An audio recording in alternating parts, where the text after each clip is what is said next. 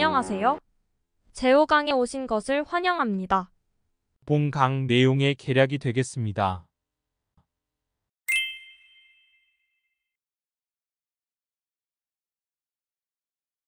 자기 결정권이란 흔히 사적인 사항에 관하여 스스로 결정할 수 있는 권리라고 정의되곤 합니다.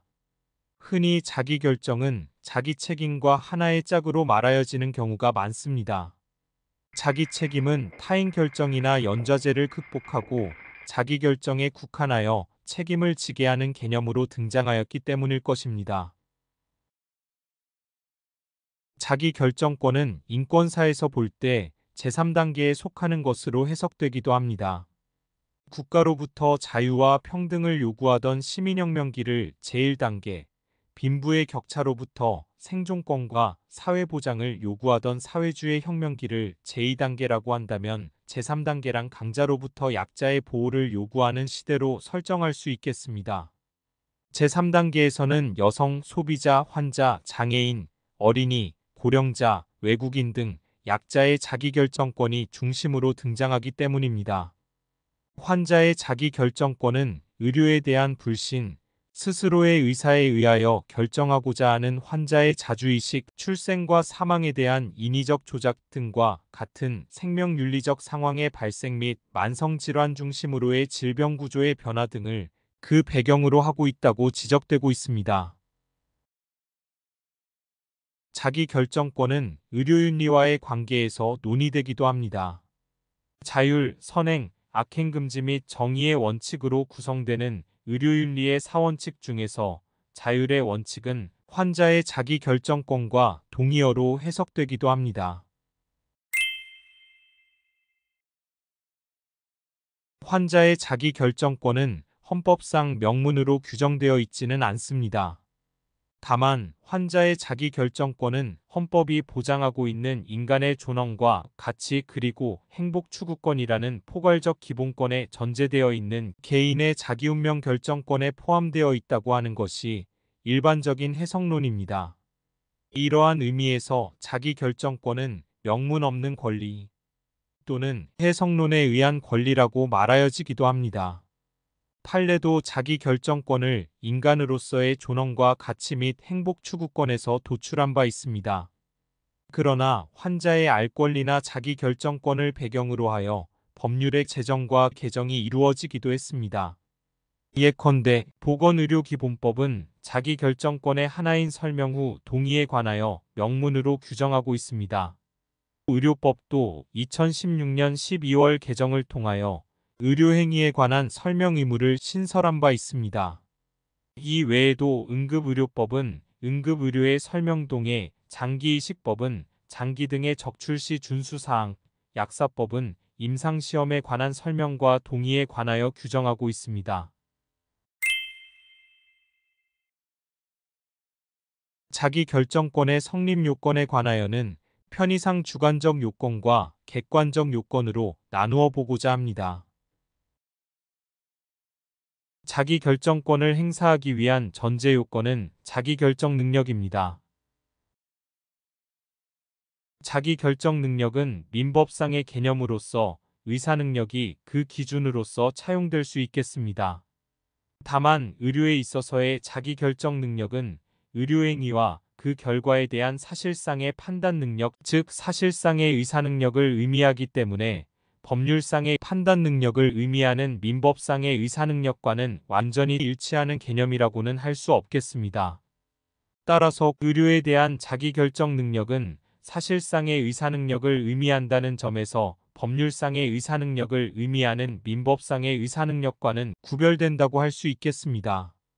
의료에 있어서의 자기결정 능력은 자신의 생명이나 신체에 대한 사실상의 유불리를 판단하는 능력을 의미하지만 민법에 있어서의 의사능력이나 행위능력은 재산에 관한 법률상의 권리나 의무에 대한 규범적인 판단 능력을 의미하기 때문입니다.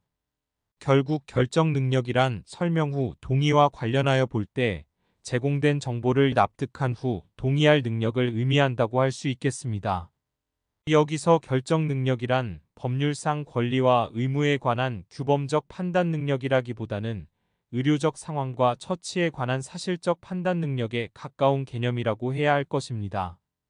이에 의하면 미성년자라도 사실적 판단 능력만 가지고 있다면 완전한 결정 능력을 인정할 수 있게 될 것입니다. 종합하여 보건대 의료에 있어서의 자기결정 능력은 설명 후 동의에 있어서는 환자의 동의 능력 또는 승낙 능력의 문제로 나타나지만 의료계약에 있어서는 환자의 계약 체결 능력의 문제로 표출된다고 하겠습니다. 그럼에도 불구하고 현실적으로 결정 능력을 판단하는 경우에 기준이 될 수 있는 것은 존재하지 않기 때문에 편의상 가장 가까운 개념인 민법상의 의사능력에 관한 기준을 원용하고 있는 상황이라고 할 수 있겠습니다. 환자의 의사능력에 관하여는 이미 제3강 환자의 개념에서 상세히 검토한 바 있습니다. 자기결정 능력이 결여된 자기결정 무능력자는 자기결정권 행사의 주체로 될 수 없고 자기결정권을 행사할 수 없다는 것이 그 논리적 귀결이라고 하겠습니다. 이러한 의미에서 응급의료에 관한 법률이 의사결정 능력이 없는 응급환자에 대하여 소위 설명 후 동의의 원칙에 대한 제외를 규정한 취지를 이해할 수 있겠습니다. 뿐만 아니라 자기결정 무능력의 경우에는 대리권자에 의한 자기결정권의 대리행사가 다시 문제될 수 있겠습니다. 자기결정 무능력자에 대한 대리권자로서는 미성년의 자녀에 대한 친권자 또는 성년자 중에서 제한행 미능력자에 대한 성년후견인 등이 법정 대리인이 될 수 있겠습니다. 예컨대 응급의료에 관한 법률은 의료 종사자에게 응급환자가 의사결정 능력이 없는 경우 법정 대리인이 동행하였을 때에는 그 법정 대리인에게 응급의료에 관하여 설명하고 동의를 받도록 규정하고 있습니다. 제한행 미능력자와 대리제도에 관하여도 이미 제3강 환자의 개념에서 상세히 검토한 바 있습니다. 다만 여기서 대리권자에 의한 자기결정권의 대리행사는 자기결정이 아니라 타인 결정이 될 수 있다고 하겠습니다. 환자의 자기결정권은 어디까지나 환자 자신의 권리입니다. 따라서 환자의 위임이나 법률상의 규정에 근거하지 아니하고 환자를 대신하여 가족에게 설명하는 것은 환자의 자기결정권에 대한 침해가 될 수 있겠습니다. 경우에 따라서는 형법적으로 업무상 비밀 누설죄에도 해당할 수 있겠습니다. 자기결정이 실질적으로 이루어지기 위해서는 그 객관적 요건으로서 정보의 제공이 필요하다고 하겠습니다. 환자에게 자기결정이 충분하도록 의학적 정보를 제공하는 것이 그것이라고 하겠습니다. 의료에 있어서의 정보 제공 의무는 통상 의사의 설명 의무로 이해되고 있습니다. 그런데 환자의 자기결정이 법률적으로 유효하기 위해서는 환자에게는 본인의 의학적 상황에 대하여 충분히 납득한 다음 스스로 결정할 것이 요구됩니다. 그러나 의학에 있어서 문외한인 환자로서는 자신의 의학적 상황을 충분히 알 수 없기 때문에 전문가인 의사로 하여금 설명하게 함으로써 정보를 제공하게 한다는 것이 정보 제공 의무 또는 설명 의무의 취지라고 이해해도 무방하겠습니다. 또 자유의사에 의한 결정이 아닌 한 책임을 지지 않는다는 것이 자기 책임주의의 내용의 하나라고 해야 하기 때문이기도 합니다. 따라서 환자의 자기결정이 유효하기 위해서는 환자에게 결정 능력이 요구되는 것 외에도 환자가 스스로 결정할 수 있도록 충분한 정보가 제공되지 않으면 안 된다고 하겠습니다. 이것이 바로 환자의 동의나 승낙 이전에 의사에게 설명 의무가 요구되는 이유라고 하겠습니다. 결국 환자의 자기결정권의 행사를 유효하게 하기 위한 객관적 요건은 의사의 설명 의무라고 하겠습니다. 다만 의사의 설명 의무에 관하여 자세한 것은 해당하는 부분에서 후술하기로 하겠습니다. 한편 자기결정의 또 다른 객관적 요건으로서 금전적 지원이 거론되는 경우도 없지 않습니다. 의료 비용에 대한 해결이 없으면 자기결정은 무의미할 수 있기 때문입니다. 이러한 측면에서 의료비에 대한 공적 지원은 합헌이라는 견해도 있을 수 있겠습니다. 그러나 의료비에 대한 공적 지원은 자기결정의 객관적 요건으로서는 중립적인 것이라고 하지 않으면 안 된다는 지적도 있습니다. 경우에 따라서는 자기결정을 빙자하여 강요될 위험성도 없지 않기 때문일 것입니다. 환자의 자기 결정권은 스스로 이를 포기한 경우나 그것이 배제된 경우에는 제한될 수밖에 없다고 하겠습니다. 환자가 자기 결정권을 포기한 경우에는 환자의 자기 결정권은 제한된다고 할 수 있겠습니다. 다만 자기 결정권의 포기에 관하여는 다툼이 있습니다. 포기가 가능하다는 긍정설과 포기가 불가능하다는 부정설이 그것입니다. 환자의 모를 권리를 보호하여야 한다고 하는 경우에는 자기 결정권에 대한 포기가 인정될 수 있겠습니다.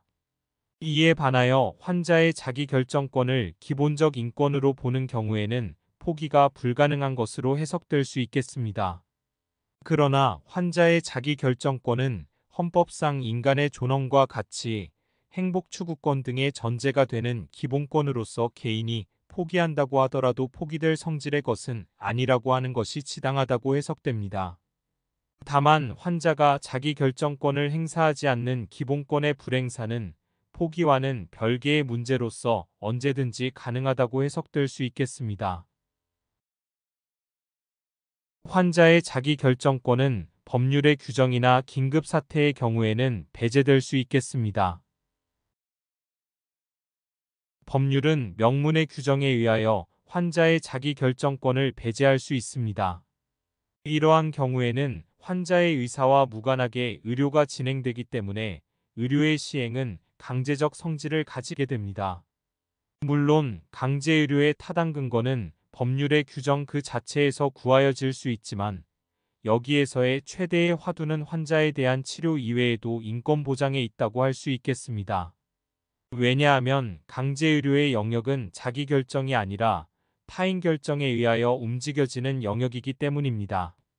다만 강제의료의 정당성은 인간의 존엄에 근거한 자기 결정과 공공의 이익에 근거한 타인 결정의 조화에 있다고 해야 할 것입니다. 강제의료의 대표적인 영역은 감염병에 관한 의료, 정신보건에 관한 의료 등에서 발견될 수 있습니다. 예컨대 감염병의 예방 및 관리에 관한 법률은 예방접종, 감염 전파의 차단 조치 및 예방 조치 등에 관하여 규정하고 있습니다. 또 정신건강증진 및 정신질환자 복지 서비스 지원에 관한 법률은 정신질환자에 대한 보호 및 치료에 관하여 규정하고 있습니다.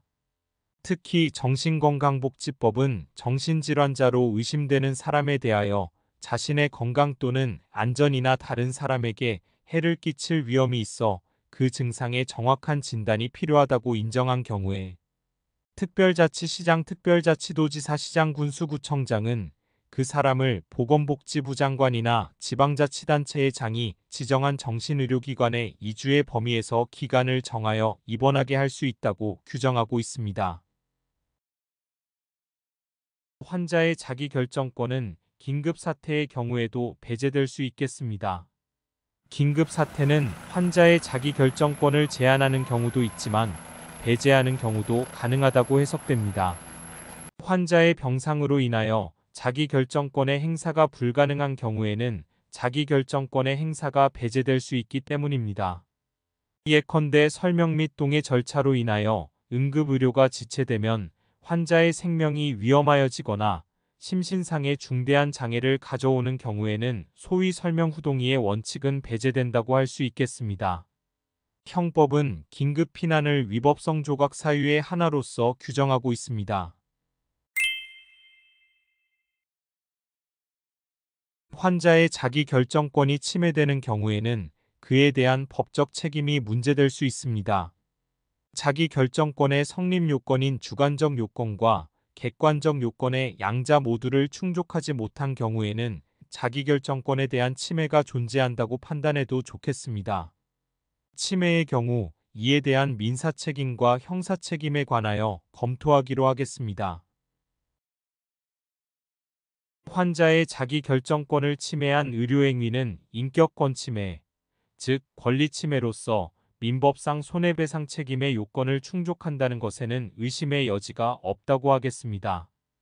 다만 인격권 침해로 인한 손해는 생명이나 건강 침해로 인한 손해의 경우와는 달리 위자료의 배상에 그치게 됩니다. 인격권 침해로 인한 손해는 재산적 손해가 아니라 정신적 고통으로 인한 손해이기 때문입니다. 환자의 자기결정권을 침해한 의료행위에 대한 형사책임과 관련하여 문제는 형법상 상해죄나 업무상 과실치사상죄의 성부에 있다고 하겠습니다. 그러나 의학적 적응성을 가지는 의료행위에 대하여 유효한 승낙이 결여되었다는 이유만으로 형법상 상해죄나 업무상 과실치사상죄를 묻는 것에는 소극적입니다. 다만 경우에 따라서는 환자의 승낙을 결여한 의료행위에 대하여는 강요죄나 감금죄 등이 성립할 가능성이 검토될 수 있다고 지적되고 있습니다.